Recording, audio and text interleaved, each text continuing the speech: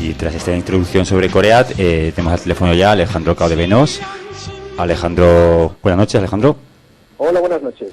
Buenas noches, Alejandro. Gracias por estar aquí esta noche con nosotros.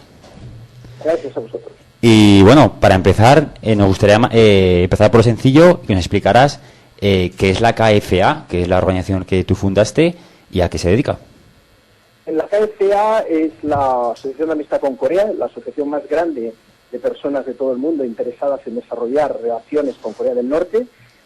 Se fundó en el año 2000 y actualmente tenemos unas 13.000 personas en 120 países del mundo. Y se dedica a organizar conferencias, exposiciones para dar a conocer Corea del Norte, organizar viajes al país y básicamente es un foro para todos aquellos que quieren conocer a fondo Corea y que quieren defenderla también.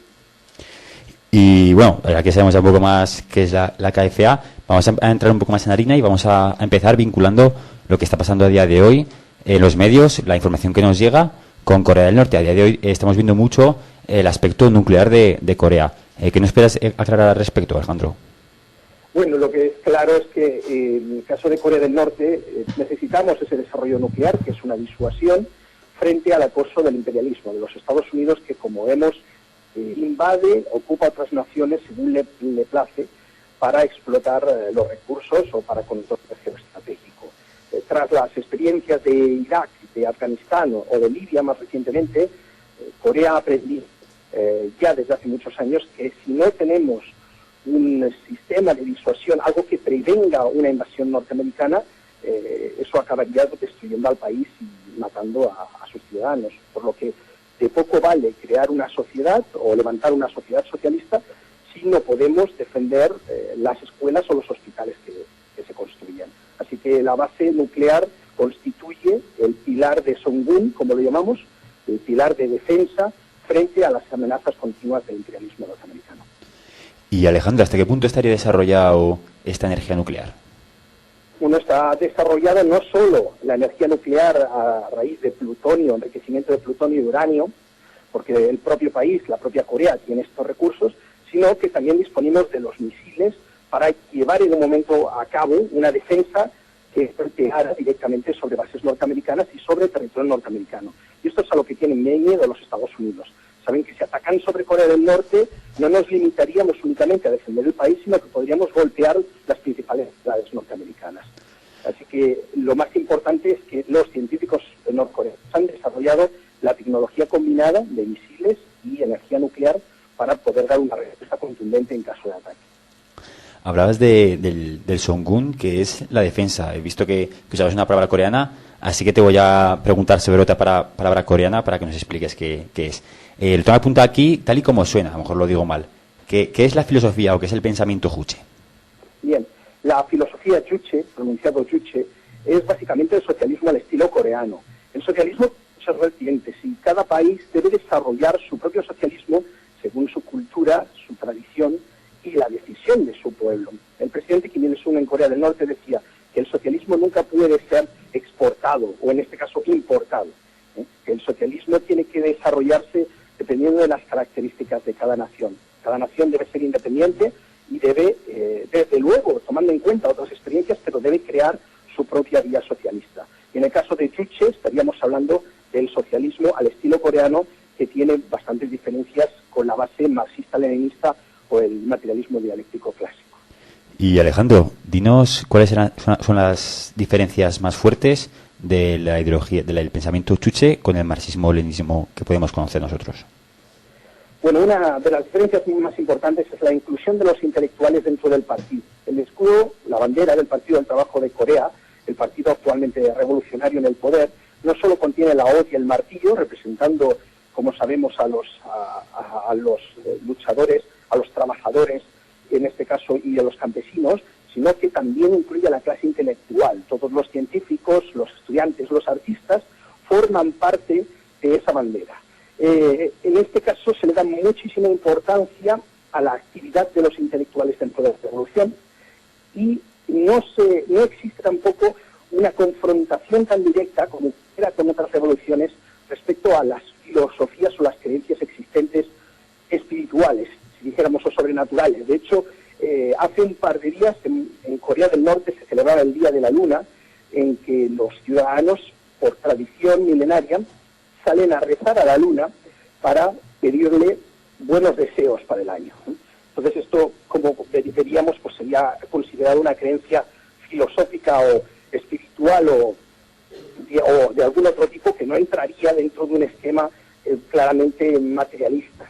Pero existe en Corea del Norte y conviven unas creencias, unas tradiciones budistas y chondoístas con el socialismo actual. Por lo tanto, esas son un par de características que lo hacen bastante diferente a otros marxismos-leninismos clásicos. Y dentro de esta vía socialista coreana, ¿cuál es la posición del internacionalismo en Corea? Bien, la posición es muy clara.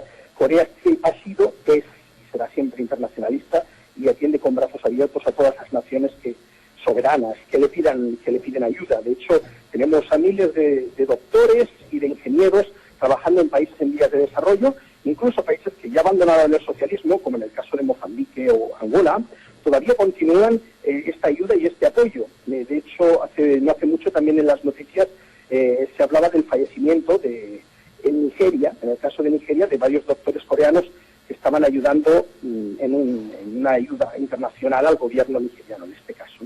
Al igual ocurre con Perú y muchos otros países. En general, la postura de Corea del Norte es de brazos abiertos hacia cualquier nación que respete la soberanía en este caso, de la propia nación de Corea del Norte y el sistema de gobierno. Y en base a estas relaciones internacionales, ¿cuáles serían los aliados estratégicos más fuertes a día de hoy para Corea? Bueno, estratégicos, antiguamente sí, cuando había un socialismo más internacional, cuando existía la Unión Soviética y cuando China era un país comunista, lógicamente había una alianza fortísima, de hecho una alianza de sangre. Recordaremos que los propios chinos y la República Popular contribuyó con prácticamente 1 millón de soldados contra los americanos en la guerra de Corea. También lo hizo Joseph Stalin, contribuyendo con material militar para la lucha también anti-japonesa. Lo que ocurre es que desde la desaparición del socialismo clásico ortodoxo en la Europa del Este, tanto en Rusia también como en China, pues lógicamente Corea se ha quedado, si no sola, prácticamente sola, defendiendo la bandera roja en todos los sentidos, ¿no?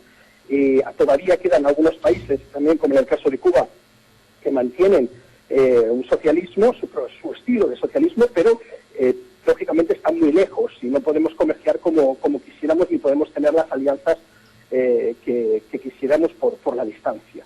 Así que básicamente Corea depende de ella misma y por eso precisamente la autosuficiencia es una palabra clave. También en coreano se dice chajusong.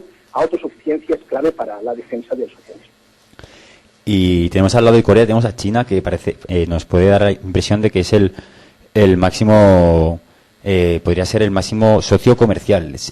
¿Cuál es la relación con China al ser un país capitalista, como has dicho? Sí, las relaciones con China lógicamente son nuestro vecino, por lo tanto lo más sencillo y lo más práctico es importar y exportar con el vecino más cercano. Entonces las relaciones eran, hasta básicamente el fallecimiento de Mao Zedong, eran relaciones políticas y cercanas de hermanos, y actualmente pues se perdió esa parte política y esa cercanía política y son únicamente comerciales. Y como se conoce además, los negocios son los negocios, están totalmente separados de la política y de hecho China, las recientes sanciones del Consejo de Seguridad de las Naciones Unidas ha dado apoyo a Estados Unidos. De hecho ha estado en contra de Corea del Norte tras el reciente lanzamiento del satélite, lo cual demuestra que los intereses chinos son únicamente económicos y mantener un poco su estatus en la economía internacional, que poco le importa salvaguardar las relaciones políticas que existieron hasta ahora. Pero sí, lógicamente, comercialmente es el vecino más cercano y con el que seguimos manteniendo esas relaciones. Pero políticamente China y Corea del Norte están en ambos polos de la Tierra. Bueno, tenemos a China al norte y al sur tenemos a Corea del Sur. Alejandro, cuéntanos, ¿cuáles son las relaciones a día de hoy con Corea del Sur? Las relaciones con Corea del Sur fueron muy buenas del año 2000 al 2008, con las anteriores administraciones, porque habían unos presidentes que estaban interesados en desarrollar la posibilidad de la reunificación, de llegar a una paz y que se reunificara el país. Pero en los últimos 4 años todos estos tratados los destruyó el presidente que acaba de salir, que se llama Lee Myung-bak, y ha llevado al país prácticamente a la guerra. Ahora acaba de entrar una nueva presidenta, su nombre es Park Geun-hye, y esta presidenta prometía y promete que quiere acercarse y entender a nuestra posición para llegar a un acuerdo y construir de nuevo un acercamiento, una reunificación. Así que se ven muy buenas perspectivas, pero ella acaba ahora mismo de asumir el poder y tendremos que esperar unos meses para ver si realmente se materializan sus promesas. Hablabas de una posibilidad de reunificación. Nos gustaría que nos explicaras un poco más en qué términos se daría esa reunificación, ya que tenemos la experiencia de, por ejemplo, la República Popular Alemana Democrática y la RFA. Bien, lo que sucedió en Alemania no fue una reunificación, sino fue una absorción. En verdad fue una destrucción total del socialismo. Por lo tanto, no se puede hablar de reunificación, sino de victoria, en este caso, del capitalismo sobre un sistema socialista. Así que eso, lógicamente, no se permitiría nunca en el caso de Corea, donde se mantiene el socialismo totalmente vivo. Y lo que se ha hablado y dialogado con Corea del Sur es buscar un sistema confederativo en el que existiría un país con dos regímenes políticos diferentes. En el norte continuaría el comunismo, el socialismo en este caso, y en el sur continuaría siendo capitalista. Pero tanto norte como el sur podrían colaborar en muchos otros temas, como lo están haciendo actualmente, en temas de comercio, en temas de defensa, en temas culturales, deportes, etcétera. La cuestión es buscar los vínculos que unen al pueblo coreano y no los que le separan, que el más importante, lógicamente, es el ideológico. No tiene nada que ver la forma de pensar, la forma de vivir ideológica de un surcoreano con un norcoreano. Así que esa creemos que es la fórmula, buscar los puntos de acuerdo y a partir de ahí ir construyendo la paz y el entendimiento. En base a estos dos países, tenemos desde aquí de España la visión de que Corea del Norte es un país hermético del que es imposible prácticamente escapar. ¿Es eso cierto y en qué medida se puede salir de Corea del Norte y se puede dar el caso de encontrarse con la familia que pueda haber en Corea del Sur y viceversa? Bien, en el caso de Corea del Norte es un país hermético, sobre todo respecto a lo que es la propaganda exterior. Los medios de comunicación, la mayoría controlados por grandes lobbies norteamericanos, no son medios de comunicación, sino son medios de manipulación de masas. Y esto es una guerra de propaganda. Cualquier persona que sepa un poco de política sabe que no existe la palabra imparcialidad respecto a medios de comunicación. Por lo tanto, es una batalla tan importante como la que se puede librar entre dos ejércitos, la batalla de la propaganda.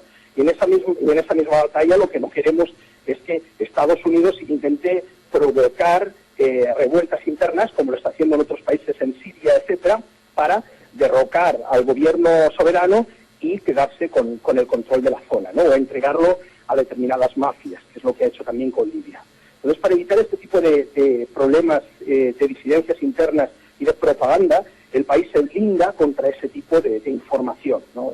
Contra ese tipo de propaganda norteamericana. Esa es la parte hermética. Pero norcoreanos, hay miles de norcoreanos, como digo, trabajando en todo el mundo, también estudiando en Europa y en otros países, y cualquier norcoreano puede salir siempre y cuando tenga sus gastos cubiertos por la parte extranjera, porque lógicamente los gastos de transporte, los gastos para salir al exterior son muy caros, representa divisa internacional, euros o dólares, que no tiene nuestro gobierno y que por lo tanto la parte extranjera debe cubrirlos. Pero si están cubiertos, como ahora en el caso hace poco de una delegación que ha venido a Francia o una delegación que yo mismo traje de chavales norcoreanos a Madrid, si la parte extranjera cubre todos esos gastos, no hay ningún problema y cualquier persona puede salir del país. Hemos oído también que en estas relaciones norte-sur existen vínculos de solidaridad. Explícanos un poco de esa solidaridad que hay entre el norte y entre el sur. Bien, es claro, los coreanos son una misma raza, es una misma cultura. Además, Corea es uno de los países más homogéneos del mundo, donde la mayoría de la raza es coreana, ¿no? Un 98%. ¿Qué ocurre? Corea del Norte, Corea del Sur tiene el mismo origen, la misma lengua, la misma sangre, las mismas tradiciones, la misma cocina, en fin, todo es lo mismo. Y volvemos al mismo punto. Corea es un país dividido artificialmente por los Estados Unidos desde el final de la Segunda Guerra Mundial hasta ahora, porque Estados Unidos tiene unos intereses, ocupa Corea del Sur, establece sus bases militares, coloca armas nucleares y 40.000 soldados y se queda colonizando esa parte. ¿Qué ocurre? Al mantener esa división artificial y al traer toda la basura de la forma de vida americana, eso se impregna en la juventud y ocurre una división que es la que estamos viendo, que es la división ideológica, la forma de vida capitalista y la socialista, ¿no? Una división de ideales. Pero si apartamos esa parte ideológica, como hemos dicho, todo lo demás existe una rama común y una vinculación común entre norte y sur. Por lo tanto, los coreanos se consideran como tal y apelan al nacionalismo en este caso, o a la cultura coreana como punto de encuentro. Si mantenemos esa parte ideológica respetándola mutuamente, los coreanos pueden estar juntos, comer juntos y disfrutar juntos sin que haya problemas.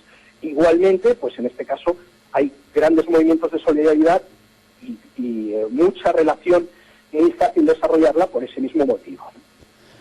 Vamos a tocar un tema más diferente a este, pero que nos interesa bastante, y es el sistema de gobierno coreano. ¿Existe un parlamento en Corea? Si no, y cómo se elige, si es que existe.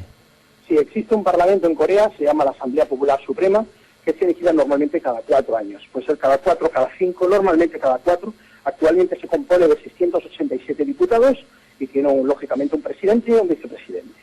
Cualquier persona se puede presentar. La Asamblea normalmente existen los 3 partidos principales: Partido del Trabajo de Corea, Socialdemócrata, y el Partido Chondoísta. También existen diputados independientes. Cada 4 o 5 años, cualquier persona que tiene a mayoría de edad se presenta a las votaciones y puede elegir a esos candidatos, ¿no? Si está de acuerdo o no con ese tipo de listas. Si una persona quiere presentarse o se considera apta para ello, recibiendo el apoyo necesario, necesita un apoyo, unas firmas para ser incluido en las listas y de esa forma pues representar la voz del pueblo dentro del Parlamento, la Asamblea Popular Suprema, que es la que decide todas las cuestiones de importancia, incluidas la denominación, en este caso también, de la Comisión Nacional de Defensa, que es donde se encuentra el mariscal Kim Jong-un. Dices que hay 3 partidos en Corea. ¿Cuál es el partido que está en el gobierno y cuál de ellos ha estado más años en el gobierno? Bien, los 3 partidos se encargan de asuntos de gobierno. El principal es el Partido del Trabajo de Corea, aunque este es el partido mayoritario. El Partido Socialdemócrata como el Chondoísta se encargan de diversos aspectos culturales o nacionales, de preservar monumentos, del turismo en el país, etcétera. Lo que se hace es dividir las tareas entre los diferentes partidos, pero no existe una oposición como en el capitalismo. ¿De acuerdo? Existen 3 partidos, pero no son oposición, ni se pasan el día intentando ganar posiciones o intentando tener más poder, sino que lo que hacen es trabajar conjuntamente por el bien del país. ¿Y en base a qué criterio se reparten estas responsabilidades entre los partidos? Normalmente se reparten en base al criterio de las votaciones. El partido mayoritario y el que recibe más diputados y más votos es el que, lógicamente, tiene más fuerza, que es el Partido del Trabajo de Corea. Los otros 2 son minoritarios y es la propia Asamblea la que decide qué tipo de actividades va a desarrollar cada uno. Y es esta Asamblea la que supongo que es la que elige al presidente del gobierno, o jefe de Estado. Sí, no sería presidente del gobierno porque tenemos el presidente eterno, que es Kim Il-sung. Esa posición se guardó de forma honoraria para él, pero de hecho el que ejerce como presidente del gobierno o como cara del país es el señor Kim Jong-nam. Tiene actualmente 84 años y es el presidente del Presidium de la Asamblea Popular Suprema y sería de facto el presidente del país. Dentro de este país nos interesaría mucho bajar un poco más abajo en vez de estar arriba en las instituciones y bajar un poco al día a día del trabajador coreano. ¿Cómo sería el día a día de un trabajador en Corea del Norte? Bien, para empezar, no existe el desempleo en Corea del Norte desde la fundación de la República, si no, no sería un país socialista. La vivienda es totalmente gratuita, al igual que la educación y la sanidad. Y lo que hace un trabajador es normalmente una jornada laboral de 8 horas. Sueles tener 1 hora aproximadamente al mediodía para comer y funciona de lunes a jueves. Tras finalizar la jornada laboral el jueves, el viernes se dedica a Día del Trabajo Voluntario, en que se movilizan los trabajadores, los oficinistas, etcétera, para ayudar normalmente en construcción o en la agricultura a los campesinos. Sobre todo cuando son temporadas principalmente de trasplante de arroz, etcétera. Así también cualquier persona que realiza trabajo intelectual realiza un tipo de contacto directo, físico, y ayuda al desarrollo del país. Luego los sábados por la mañana es el día de estudio, en que se abren todas las bibliotecas y las universidades, y todo el mundo va a estudiar desde asuntos políticos, informática o lenguas extranjeras, lo que desee. Toda la cultura está a disposición del pueblo. Y luego, lógicamente, de sábado por la tarde, domingo, son días festivos, aparte de los días festivos nacionales, y lo que hace la gente es pues, irse a tomar una barbacoa, ir a pescar al río o ir al karaoke, que es un pasaporte favorito, un entretenimiento favorito en el país, o simplemente disfrutar con su familia o tomar algo con los amigos, ¿no? Es una vida muy sencilla, muy hogareña, y donde las personas pues les gusta sobre todo hablar mucho. Los coreanos son un poco los latinos de Asia. Les gusta hablar y pueden irse a tomar algo hasta las 3 de la mañana, estar charlando. Hasta las 3 de la mañana. Veo que hay una oferta de ocio. ¿Existe una oferta de ocio fuerte en Corea? Sí, desde luego, pero una oferta socialista, basada lógicamente en unos principios políticos y morales en el país. Tenemos teatro, tenemos cine, todo esto es gratuito. Uno puede irse al gimnasio, no hay que pagar absolutamente nada, puede practicar deportes, aprender idiomas, pero normalmente todos estos servicios que facilita el gobierno a los ciudadanos de forma gratuita son para, a la vez de entretenerse, formarse, bien sea en deportes, bien sea en educación, bien sea también políticamente, ¿no? O sea, normalmente son ocio y entretenimiento sano, podríamos decirlo así. No hay determinadas cosas pues que lógicamente no se entenderían desde un punto de vista occidental, pero que volvemos a un poco a decir que, o diríamos que el origen, el centro de todo es la ideología, ¿no? Todo gira en torno a los preceptos ideológicos en el país. Dices que la gente estudia idiomas. ¿El español es un idioma que se demanda ahí en Corea del Norte? Sí, cada día más, porque ahora son lenguas que se hablan muchísimo, muy necesarias para cualquier persona que tenga contactos, realice relaciones internacionales, y es igual que el inglés.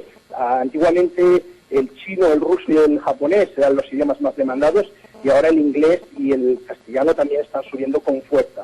Habrá ahora mismo unas 3.000 personas en Corea que hablan español, ¿no? Y la verdad es que lo hablan muy bien, tienen muy buen acento y son muy profesionales. Los visitantes de aquí que se encuentran con los jóvenes en las universidades dicen que es maravilloso lo bien que hablan, están muy bien formados. Hablabas de deporte. Aquí podemos hilar el tema del deporte gratuito y deporte popular a resultados de Olimpiadas. En las Olimpiadas vemos que Corea del Norte proporcionalmente consigue unos buenos resultados. ¿Se debe a esta política del deporte gratuito o aparte el gobierno coreano fomenta de otro modo el deporte? Sí, lógicamente tiene una influencia importante que el deporte, que toda la cultura, que todo el deporte sea gratuito y accesible a cualquiera, permite que personas que puedan tener un potencial, a lo mejor una persona tiene un potencial para ser un gran atleta, pero no tiene el dinero para formarse o para tener los medios. En este caso el gobierno se lo proporciona, y eso permite que, aun siendo un país tan pequeño de 24 millones de personas, pueda sacar de su propia cantera buenos atletas que luchan no solo por su gloria, sino luchan por el país. Y hay que tener en cuenta que, en base a una ideología socialista, la persona que obtiene un logro no lo hace por ella misma, no se busca el beneficio individual, el ser egoísta y buscar solo lo que a uno le interesa, sino lo que está buscando es el beneficio de todos, en este caso, o la gloria de todo el país. De hecho, es una motivación muy grande para todos esos deportistas o para cualquier estudiante, ¿no?, que se presenta a un campeonato, por ejemplo, como este caso que estaba comentando cuando se celebraron las Olimpiadas Matemáticas en España, y venían aquí muchos chavales de Corea del Norte con 15, 16 años, y realmente venían con la ilusión de levantar la bandera del país en el podio, ¿eh? Esa era su verdadera ilusión. Su interés no era monetario ni era particular o privado. Se trabaja un poco todos a una, para entendernos como una base de comunidad siempre. Entonces vemos que el deporte es una cosa gratuita más, junto con otros aspectos. Uno de ellos, supongo que la alimentación. ¿Cuál es el sistema alimentario en Corea? Y la pregunta es si han existido en algún momento crisis alimentarias o no ha habido el suficiente aporte energético. ¿Sí? ¿Se me oye? Perdón. Vale. Perdona. Tenía problemas. Vale. Preguntaba sobre la alimentación, sobre si estaban las necesidades individuales estaban cubiertas en torno a la alimentación. Sí, así es. Eso es un sistema de distribución pública en el que el gobierno entrega de forma gratuita. Bueno, parece que se nos ha colgado el teléfono, hemos tenido un problema. Vamos a intentar realizar otra vez la llamada para lanzar dos últimas preguntas. Nos quedan dos preguntas. Nos queda la pregunta de alimentación, en la que queríamos saber si las necesidades estaban cubiertas. Nos decía que sí, que estaban cubiertas, y nos hubiera gustado que se hubiera aumentado más. Y bueno, la segunda pregunta que teníamos ante ganas de lanzar era una comparativa entre los dos países, España y Corea, ¿no? Que le gustaría llevar de Corea aquí y que le gustaría volver. Y bueno, tenemos aquí un par de compañeros que nos van a comentar un poco la entrevista. ¿Qué os ha parecido, en cierto modo? ¿Habéis sacado alguna conclusión nueva o os gustaría lanzar un aspecto más crítico? A mí, sí. Mira, me parece que vuelve a llamar ahora que suena el teléfono. A ver si podías preguntar sobre el sistema este de dinástico de los tres herederos. Vale. Sí, tres. Vale, pero antes voy a lanzar el tema de alimentación. Alejandro, ¿me oyes? Sí. Vaya, hemos tenido un pequeño problema. Y bueno, hablábamos de alimentación. Me decías que estaban cubiertas las necesidades alimentarias, pero no obstante, habíamos tenido entendido que tras la caída del muro de Berlín, la caída del bloque soviético, había habido ciertos problemas en los 90. Sí, los problemas ocurrieron básicamente de 1995 al año 2000. Hubo una necesidad alimenticia tremenda porque Corea del Norte apenas tiene un 20% del territorio cultivable. Esto obliga a que el país tenga que comprar la mayoría del grano al exterior, en divisa extranjera, y lógicamente no la tenía durante esos 5 años, por lo que provocó una crisis tremenda en la que, por desgracia, fallecieron muchas personas, hubo grandes problemas. Afortunadamente, tras el año 2000, el país empieza a recuperarse y se acabó ya esa situación. Bueno, y para finalizar, me gustaría lanzar una última pregunta más cercana, que es ¿qué cosas positivas de Corea del Norte te gustaría traer a España? ¿Y qué cosas de España te gustaría llevar a Corea del Norte? Aunque sabemos que es un poco extrapolar, pero para dar una pequeña idea general, nos gustaría que nos respondieras a esta pregunta.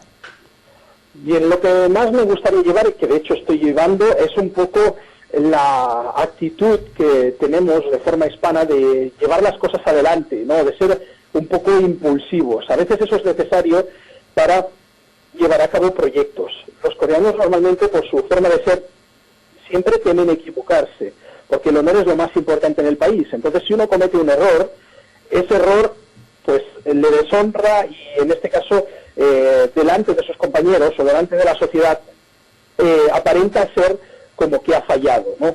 Y le da vergüenza dar a veces pasos que son necesarios, importantes para el desarrollo del país. La ventaja, o un poco lo que veo por parte nuestra, ¿no?, que me gustaría llevar de aquí, que intento llevar, es que si una persona no pone la carne en el asador, si una persona no se lanza, no apuesta por un proyecto, no se puede avanzar hacia el futuro, o se avanza muy lentamente. Entonces, la pasión española, por decirlo así, sería lo que llevaría a Corea, y lo que traería de Corea a España sería el respeto que creo que aquí hace mucha falta. Hay una forma de pensar o de sentir siempre de intentar insultar a los demás o de no querer aprender, ¿no? Parece que todo el mundo lo sabe todo y puede opinar de cualquier cosa o que puede insultar a la persona que tenga delante. Y eso creo que el respeto, tanto en la sociedad como en la propia familia, son cosas muy necesarias, que serían buenas para esta sociedad. Bueno, pues con esta reflexión final, Alejandro, te despido y te agradezco mucho que hayas estado esta noche aquí con nosotros. Muy bien, gracias a vosotros y encantado.